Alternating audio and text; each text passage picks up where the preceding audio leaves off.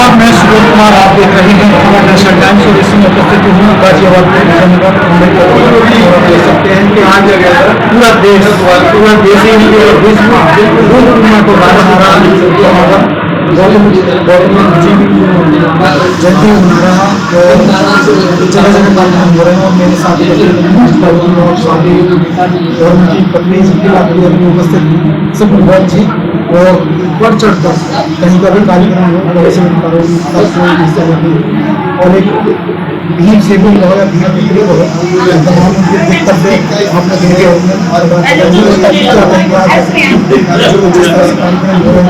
क्या संदेश देंगे, क्या संदेश सब लोग आम लोग मजबूर है हमें तो मेरे से यही जैसे और गौतम जी के विचारों का काम आगे बढ़ता है वो दिन आएगा हमारे भारत में आगे जब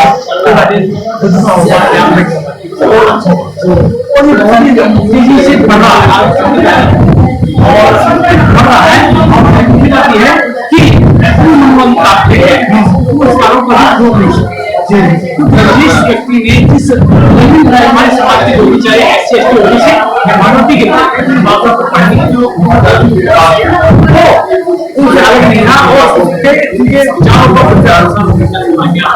इसी के ऐसा हुआ है हमारा हमारे वापस रहे समाज उससे बढ़ता ही जा रहा है। संदेश देंगे आप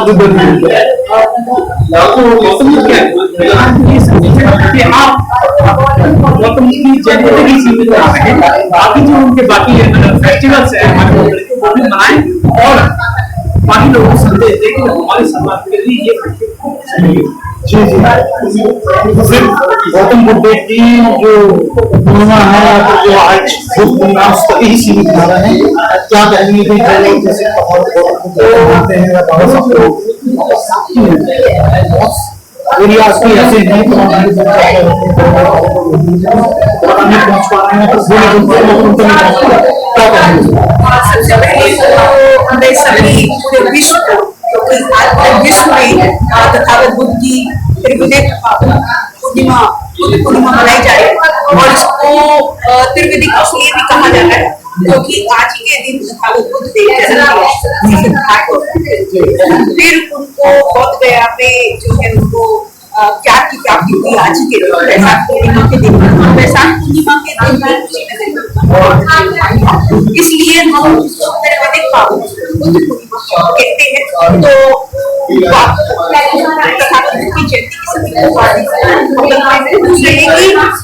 आज जो जयंती तक सीमित ना रहे और देखिए जयंती मनाना ये तो केवल पब्लिसिटी की बात है और जिस तरीके के कार्यक्रम लेकिन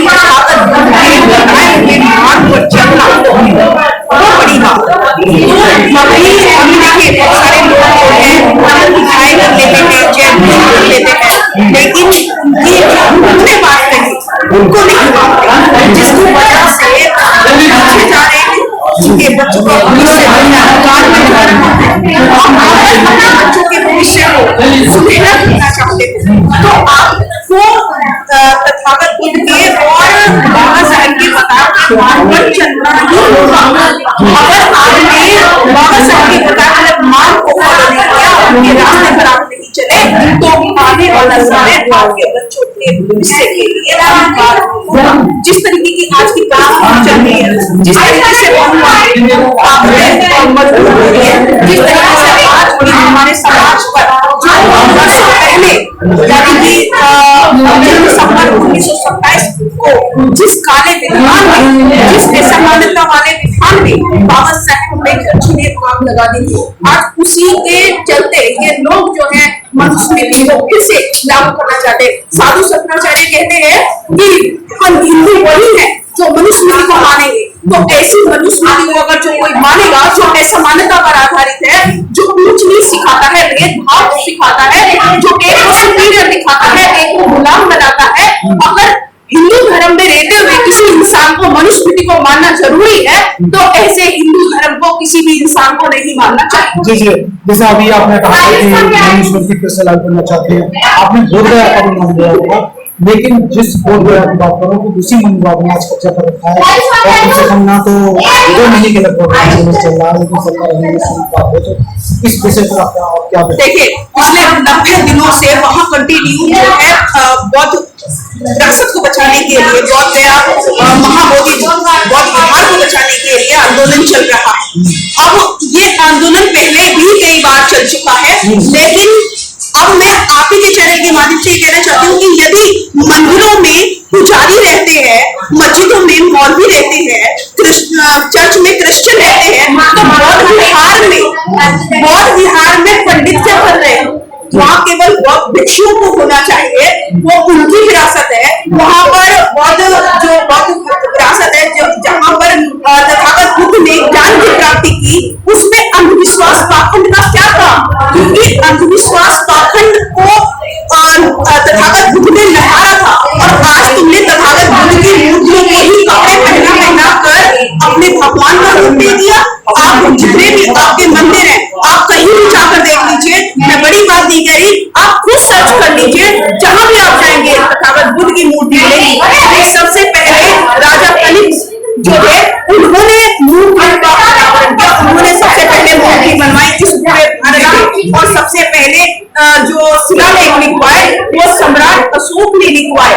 तो अगर पाली भाषा में सबसे पहले लिखवाए गए, और जितनी भी हमारी बौद्ध विरासत है या जितने पे भी तुम लोगों ने कब्जा किया है वो सब बौद्ध विरासत है।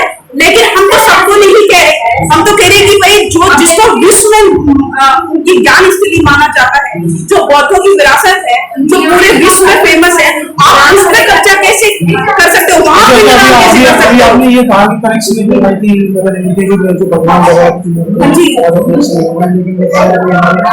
जो प्रमाण है, वेदों में मान्यता प्रमाण है हमारे पास। क्या वेदों में प्रमाण है? आपके वेद किसमें लिखे गए? आपके जितने भी तमाम ग्रंथ है वो किसमें लिखे गए? आप कहते हो संस्कृत में, तो संस्कृत कब आई? संस्कृत 9वीं शताब्दी में संस्कृत आई, शंकराचार्य संस्कृत लेकर आए, लेकिन उससे पहले पाली भाषा थी, प्राकृत भाषा जिसको कहा जाता है, और जिसमें शिलालेख मिलते हैं। यदि ऐसा ही है कि आपकी मूर्तियां पहले से थी, तो आप उनका प्रमाण दिखाइए ना, और क्या हम दिखा देंगे अपना प्रमाण? हमारा प्रमाण है वो कहते हैं कि हमारा सनातन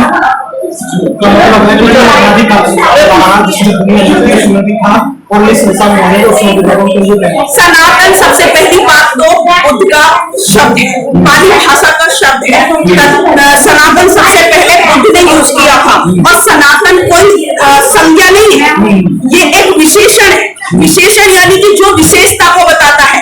अगर आप ये कह रहे हो कि आपका सनातन धर्म, तो सनातन धर्म का कोई धर्म है ही नहीं है भारत में, क्योंकि सनातन कोई धर्म नहीं, ये कोई संज्ञा नहीं है, ये एक विशेषण है जो विशेषता बताता है। और ये सनातन शब्द जो है बुद्ध का शब्द है, जो सत्य पर आधारित है, और इसीलिए ये आदि काल तक उन्होंने क्यों कहा था? बुद्ध ने ये कहा था कि आदि काल में भी सत्य है, मध्यम काल में भी सत्य है, और अनादि काल में भी, जो आने वाला काल है उसमें भी सत्य रहेगा। इसलिए तथागत बुद्ध ने सनातन का शब्द का यूज किया, लेकिन मनुवादियों ने इसको अपना धर्म ही बता दिया। अगर आपका धर्म सनातन है तो कहीं इसका प्रमाण दिखाइए कि कहाँ लिखा हुआ है कि सनातन नाम का भी कोई धर्म था, या जितने भी आपके वेद है, पुराण है, रामायण है, गीता है, महाभारत है, या कुरान है, या बाइबल है, या गुरु ग्रंथ है, उसमें कहीं भी आप दिखाइए। क्योंकि सबसे पहले जो इस धरती पे आया वो बुद्ध का धर्म आया, और बुद्ध से पहले 27 बुद्ध और रह चुके हैं, ठीक है ना। लेकिन सम्राट अशोक ने बुद्ध का धर्म न केवल भारत में बल्कि पूरे विदेश तक पहुंचाया, और आज पूरा विदेश बुद्ध के धर्म को मानता है। क्या संदेश देंगे आज, जैसे कि तमाम पूरे विश्व में बुद्ध जयंती मनाई जा रही है, और सब क्या जो युवा लोग हैं, जो बौद्धिस्ट लोग हैं, या फिर जिन तक संदेश नहीं पहुंचा रहे, अभी जो नहीं जानते, उनके लिए क्या संदेश है? बस मैं यही कहना चाहूंगी कि आप चाहे किसी भी धर्म में रहें, इससे फर्क नहीं पड़ता, क्योंकि तथागत बुद्ध का धर्म सबके लिए समान है। वहाँ पर सबका समान है, उन्होंने समानता, करुणा, भाईचारा, मैत्री का संदेश दिया, और वही वो इस भारत में स्थापित करना चाहते थे। तो अब मैं सिर्फ सभी लोगों से ये कहना चाहती हूँ कि तथागत बुद्ध के बताए हुए मार्ग पर चलने के लिए आपको ना तो धर्म चेंज करने की जरूरत है, ना ही आपको उनके बताए हुए मार्ग पर चलकर सबके लिए करुणामयी होना है, सबके लिए मानवता आपके दिल में होनी चाहिए और सबके लिए समानता आपके दिल में होनी चाहिए। आप खासकर महिलाओं को आगे लाने वाले तथागत बुद्ध हैं और जितने भी तमाम महापुरुष आए हमारे, जिन्होंने महिलाओं को आगे बढ़ाया, क्योंकि आज महिला ही अंधविश्वास पाखंड को तोड़ रही है, तो उस अंधविश्वास पाखंड से बाहर निकल जाइए। यही हमारे जितने भी आए हमारे महापुरुष, उन्होंने यही कहा कि अंधविश्वास पाखंड को छोड़कर सम्मान स्वाभिमान की जिंदगी जिए, ज्ञान अर्जित कीजिए, शिक्षा ग्रहण कीजिए। और यही सबने कहा। माता सावित्रीबाई फुले जी ने 1848 में महिलाओं के लिए इतना बहुत सहते हुए शिक्षा के द्वार खोले। शिक्षा के द्वार उन्होंने इसलिए खोले क्योंकि उनको पता है कि शिक्षा ही एक ऐसा है जो आपको जमीन से उठाकर सृष्टि करता है। जी बहुत बहुत धन्यवाद आपका। तो शिक्षा ही जो है चीज है जो आपको अक्सर तक पहुंचा सकता है और